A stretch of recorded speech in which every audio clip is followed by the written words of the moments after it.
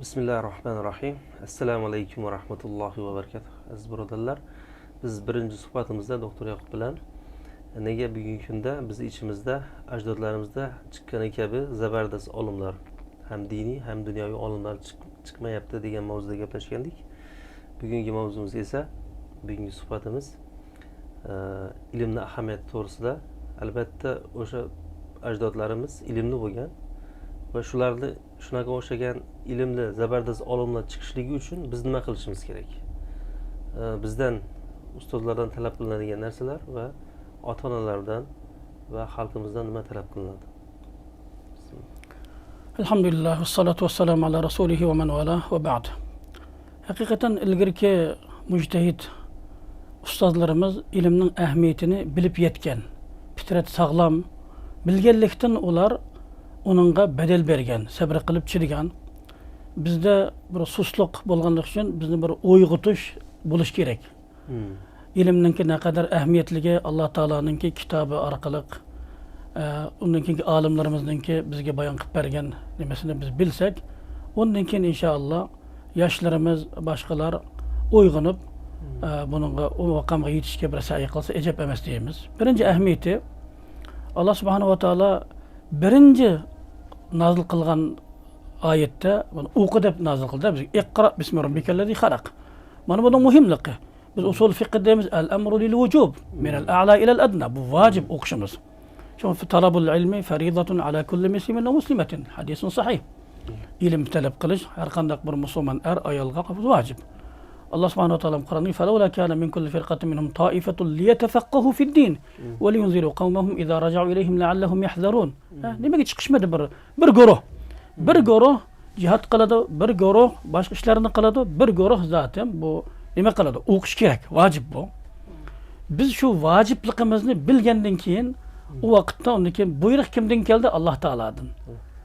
Bu prezidentdan kelgan buyruqninki biroz uning haybatini his qilganlar Allohdan kelganligini bilsa, tuyg'u bo'lsa, cho'qim buningga bir nima qiladi? Badal beradi, sabr qilib chidaydi.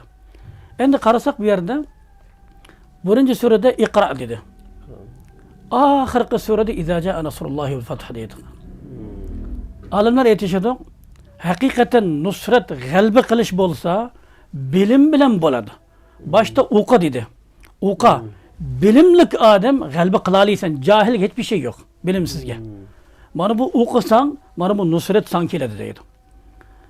Onun uchun olimlarningki nimasi qarasak biz, olimlar bu o'qimagan odamlarni zaten ba'zilar o'lik deydi. Chunki Qur'onda qarang, "Awaman kana maytan fa ahyayna wa ja'alna lahu nuran yamshi bihi fin-nas, kaman mathaluhu fiz-zulumat laysa bi kharijin minha."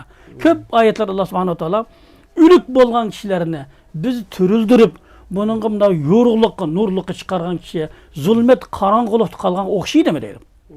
Chunki jahil degan zaten qarong'ulikda turgan kishi bilimsiz. Amaga o'xshash, ko'rga o'xshash bu. Bilimlik odam nimani qilsa halol haromni, xato to'g'rini bilib mangadi bu. Shunga o'xshaydi. Haqiqatan olimlarningki bu ko'z qarashi nihoyatda to'g'ri bo'lgan. Bu nimada olimlardan birisi shunday deydi.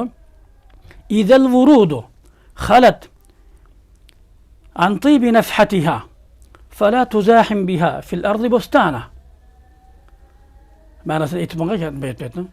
Gül çiçekler eğer özünün yaxşı puraqlardan xali bulup qalsa, puraq bolmasa, bunu siz baqqa ap kelip başqa daraxtlarning arasını tarlaştırmang. Atıp yiting buna hiç gerek yok bununla. فلا تزاحم بها في الأرض بستانة. وإذا الوجوه خلت عن نور سجدتها لم تستحق غداة الموت أكفانا. Bir yerde vücuh deyip maksat kılıç bütün cisim ne deydim. İnsanın bedeni hem de yüzüne nur bulduğun secdeden hali kılmasa bu erteki ölçü kepengi bir layık emez bu. Çünkü bu cahillerin Allah Teala her zaman Kur'an ulayke kel-en'ami belhum adallu deydim. Onlar hayvan belki hayvan deme beter bular dedi de. Çünkü bundak adamlar yüzünün Rabbige yüzü nur bulduğun bir secdeden hali kılgan adam erteki ölse bu kepengi bir layık emez deydim. وإذا القلوب خلت عن ذكر خالقها فهي الصخور التي تحتل أبدانه. Eğer kalpler yüzünün yaratquchini zikr qilishdan xoli bo'lib qolsa, tash qo'shdi çünkü Allah Taala qalbni tash qo'shatgan. Summa qasat qulubukum min ba'di zalika fahiya kal hijarati aw ashad qaswa dedi. Bu bedenni işgal qilib olgan bir taş bo'ldi bu deydi. Ondan keyin keladi bizning maqsadimiz mahallisi shart bu yerda. Va iza khalal mar'u an ilmin va ma'rifatin zalamta nafsak law ta'duhu insana deydi. Agar inson ilim ma'rifatdan xoli qolsa, bilmasa, sen bu odamni inson qatori sanasan, sen o'zing zulm qilgan bo'lasan, xato ish qilgan bo'lasan. Az-zulmu vaz'u shay fi g'ayri mahallihi. Sen bu hukmni xato chiqargan bo'lasan. Bu inson emas bu deydi. Ba'zi o'lik, tirikka o'xshatadi. Ba'zi insondan chiqarib o'taqliq bo'lik. Masalan, bu nemizda Imom Ali ibn Abi Talibga mansub bo'ladi, boshqalar aytadi. Akhul ilmi hayyun khalidun ba'da mawtihi va awsaluhu tahta al-wisal ramimuk. İlim egisida agarchi buning sungaklari yer tuproqning ostiga tushirib ketsimi, bu hayot o'xshash. Mana Abu Hanifa bizning hozir gapini qilgan olimlarimiz bor. O'lib ketdi, ammo bizning tilimizda ularning zikri qolmag'liq mana. Har zaman rahimahulloh deb ataymiz ularni. Akhul jahli mayyitun va huwa mashin fawqa ath-thara yuzannu min al-ahya'i va huwa adim. Ammo bilimsiz odam bu o'likka o'xshash. Agarchi bu yo'llarda, ko'chalarda mangab yursami, buning barligining hech yetib qimmati yo'q deydi. Endi o'zir bersangiz menga shu iqro yana bir qaytaman qarang. Bu yerda Razi rahimahulloh boshqalar shunday aytadi. Alloh taolo iqro deb buyurdi bu yerda. İkinci marta yana iqro dedi bu yerda. Iqro bismi robbikallazi xalaq xalaqal insana min alaq. Iqro va robbukal akram deb bu yerda. Bu yerda Alloh subhanahu va taolo o'qi deb, undan keyin o'qi degandan keyin ta'lil qilib insonni qondan yaratgan dedi bu yerda. Alaq masalan bidayatul xilqa. İnsanınki yaratılışınki birinci basqıçı bu. Hadis-i şerifte İbn Mesud radıyallahu anhu şartıydı. Haddesena as-sadiqul masduq. إن أحدكم يجمع خلقه في بطن أمه 40 يوما ثم يكون علقة مثل ذلك ثم يكون مضغة مثل ذلك ثم يرسل إليه الملك إلى آخر الحديث بهذا إنسانك yaratılış nimesi bu nutfe, alaka, mudga. Bir yerde mesela bu nutfene tılgalmadık. Çünkü ulemalar diyor la yüşterat min vücudin nutfeti vücudul veled deydi. Bu nutfe amendik. Bu bidayetil hilqi başlanışı zaten kandan başladı. Ayollarının sizek degen demese kanga aylangandan keyin andan bir hamlanınki bir balanın barlığı başlanır bir yerde. Ama bu peytte düşüp kesse hiç kadar kıymeti yok bununki. Zaten biraz kan düşüp ketedi. Tazlıyı tutup bunun hiç kadar kıymeti yok bununki. Can kirmedi. Bir yerde nutfını tilga almadı. Çünkü şart demez dep. Muzganı mı tilga almadı bir yerde. Doğru mu? Çünkü muzga bolsa idi bu muzga haletki kelse ayol o'zi nipasning hukmida bo'ladi, tushib ketgan bolaga ism qo'yiladi. Chunki muzg'a 4 oydan keyin bo'ladi. Muzg'a 3-marhala bo'ladi. 3-marhalada. Qadr qimmati bo'ladi-da buningki. Bu yerda hamda muzg'ani olmadi qarang. Qaraydigan bo'lsak, xalaqal insana min alaq deb iqra va robbukal akram dedi bu yerda. O'qishga targ'ib qilayotgan ekan Alloh taolo bu yerda ilm nima so'rgandan keyin va robbukal allam yoki va robbukal alim desa bo'lar edi. Labzining bir-biriga munosib bo'lish uchun ona demasdan akram dedi bu yerda.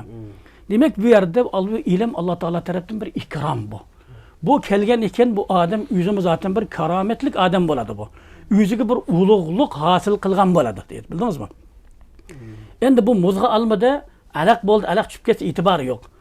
Shunga aytdi, ummatning boshiga kelgan balo o'zining Rabbining dinini bilmaslikdan balo keliglik bo'lmasa bu karomat bo'lar edi dedi. Mabtuliyatil ummatu bimisli jahliha an robbiha illa bisabab jahliha an robbiha dedi. Bizning Rabbimizning kimli? Rabbim Alloh degan bilan Allohning bu qadar bir go'zal sifatlarini, biz nimalarini biz xuddi bir nima qilmagandek, noiti normal munda bir bo'lib qolaqliq bizga. Ve haqiqiy nima qilgan bo'lsak, Allohning ismi olsa biz titrab ketgan bo'lar edik. Payg'ambarimizning ismini qilgan vaqtda yig'lar edik masalan. Ilgarikilni Alloh taolo bizga bayon qilib berdi. Alloh taolo nima qilib tilga olinsa, yig'lab ketar edi ular. Endi bu yerda biz shu o'zimizning diniga jahil qolganlikdan boshimizga shu balo keldi. Bizning shu olimlarimiz yaxshi o'qigan, haqiqiy tonigan, Alloh taolo qalbini ochgan bizga bu kitoblarni qoldirgan. Ularning zamonasida bundaq bir ummat bu qadar balo kelmagan. Kelsa bu nusrat kelgan. Bizga bu shundaq bir nusrat kelsin desak, zaten biz shu Rabbimizni yaxshi tanisak, ilmni yaxshi o'rgansak, odamlarga to'g'ri yetkizsak, haqiqiy Alloh subhanahu va taoloni Yahudlarga o'xshashmi va ma qadar haqqi qadar. Ular bilgan, bilib turib Alloh taoloni payg'ambarlar hasad qilib iymon etmagan. Shu Alloh taolo va ma qadarullohi haqqi qadri. Bizda bundaq ilm chalib bo'lsak, zaten bu Alloh taoloninki bu va'dalari, asma sifatlariga butun iymon etish zaif bo'lib qoladi ekan. Bu haqiqiy ibodat. Anta abudalloh ka'annaka tarah degan maqomga yetkilib bo'lmaydi ekan. Ilgari haqiqatan Alloh taolo berganlar. Shuning uchun bu ilm biz dunyo oxiratda Alloh taoloninki rahmatida, ne'matida yashaymiz desak, mana bu ilm sahibi bo'lmasak bo'lmaydi mana. Mana karomat. Qancha biz ilmlik bo'lsak, Alloh taoloning izzat karomatida turamiz. Alloh taolo duoyimizni ijob qildi. Payg'ambarimiz degan amanni akhshakum la watqakum lahu degan Alloh taolo tezkiya qilgan. Innama yakhshalloha min ibadihil ulama. Mukofoti nima desak, Alloh subhanahu va taolo radhiyallohu anhum dedi. Zalika liman khashiya robba. Ko'p kishilar aytadi, bu sahobalarga xos deydi, radhiyallohu anhum va radu anhu. Yo'q. Alloh taolo dedi, radhiyallohu anhum va radu anhu. Zalika liman khashiya robba. Alloh taolaning roziligi Rabbidan qo'rqqanlarga beriladi dedi. U kim? Innama yakhshalloha min ibadihil ulama. Allah razı bo'lganlarning duosini ijobat qilmaydi. Albatta ijobat qiladi. Bizning dushmanlarimizni mag'lub qilib beradi, bizga kuch beradi. Bu yataverish bola qazolik kelmaydi. Mana ilmninki muhimligi mana shu qadar muhim. O'zimizning hayot uchun, yurt uchun, har bir narsa uchun biz adolat turg'azimiz. Mana bu quruqlikda, dengizda fasodlik bo'lmaydi. Olimlar bo'ldi. Zaharal fasadu fil barri wal bahri bima kasabat aydin nas. Nima uchun? Jahil bo'lganlikdan. Onun için zaten bu ilimninki muhimligi bu qisqa vaqtda tugamaydi.